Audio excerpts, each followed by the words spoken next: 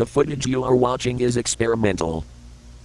This is the first time I'm doing an analog style video. Enough wasting your time, now onto the actual subject. Let's start off with Mimic's passive abilities. Mimic, as usual, will deal extra damage to survivors that are alone. However, Mimic will not gain its extra damage on survivors that are together.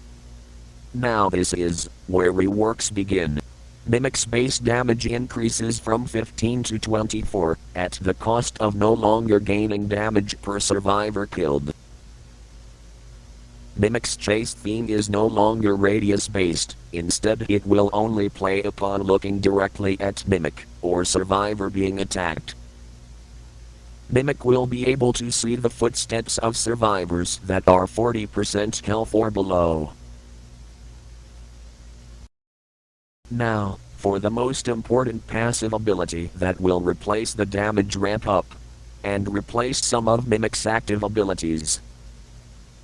A hefty amount of props will inhabit the map, such as mannequins, furniture, boxes, and much more.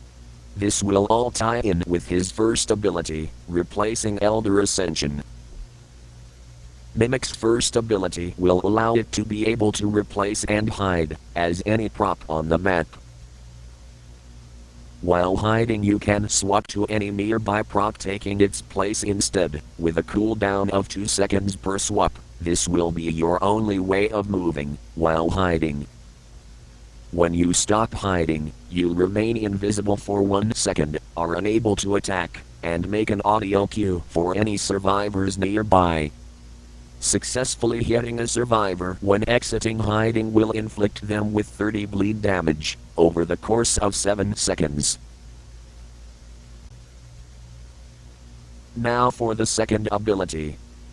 Animalistic instinct will stay the same except for one small change, the ability to see the footprints of all survivors regardless of health. To accommodate the loss of Elder Ascension and its speed boost, Mimic's base speed had been increased from 21 to 22.